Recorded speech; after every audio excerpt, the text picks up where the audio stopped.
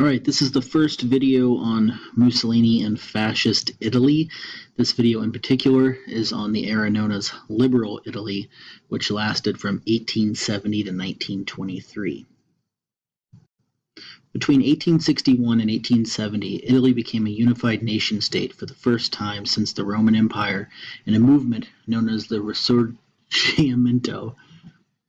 Using military force and agreements, the King of Piedmont Sardinia and his Prime Minister Count Camillo di Cavour unified the various states into a cohesive nation-state known as Italy. Sometimes called the Passive Revolution, most Italians felt a disconnect from this new Italian government. The rules and laws of Piedmont were simply expanded to include the entirety of Italy, and rather than it being a mass movement from below, it was more a movement of power politics and diplomacy from above. At the time of unification in 1861, only 2.5% of Italy spoke what would be commonly referred to as Italian. Most spoke a regional dialect variation, meaning a Sicilian couldn't really communicate with a Venetian. By 1920, only 15% spoke Italian. To further problems, the Catholic Church did not really like this new national government, which they felt hurt their autonomy as the Papal States. Until 1914, they actually urged their followers not to vote and participate in this new parliamentary system.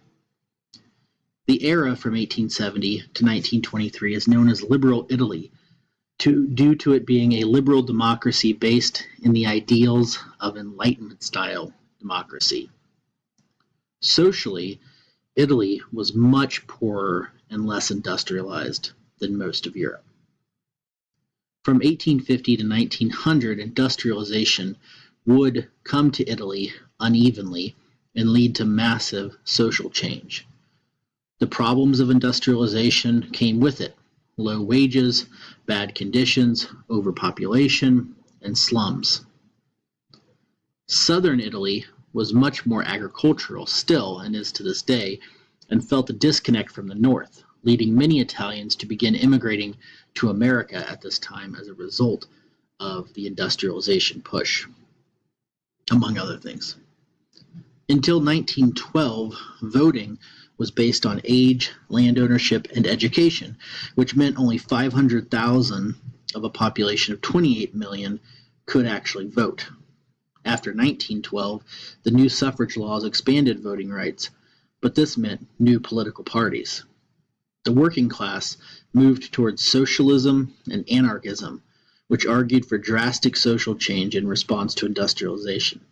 The Italian Socialist Party, or the PSI, was founded in 1892. The middle class was more divided. Some went to the Catholic Party, the PPI, founded in 1919, while others went towards the more nationalistic Italian Nationalist Association, the ANI, which argued that Italy should try and reclaim lands from Austro-Hungarians, in particular two regions, Trentino and Trieste, where Italians lived but were currently under Austrian control. The ANI also argued for more imperialistic action in Africa so that Italy would not be left behind in the imperialistic scramble for Africa that was taking place during this time by Europeans. To that end, from 1911 to 1912, Italy fought in the Italian-Turkish War to gain Libya from the Ottoman Empire at the behest of Italian nationalists in the government. This war further divided the country as the left felt isolated from a government who they saw as committed to imperialism.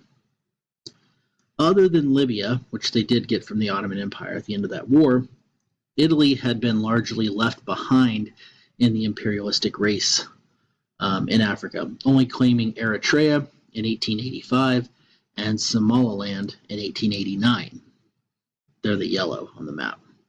They had tried to conquer Abyssinia in 1896 and failed in a humiliating defeat at the hands of the Abyssinians. By the First World War, Italy was in an uneasy situation politically, economically, and socially. The war only furthered those problems.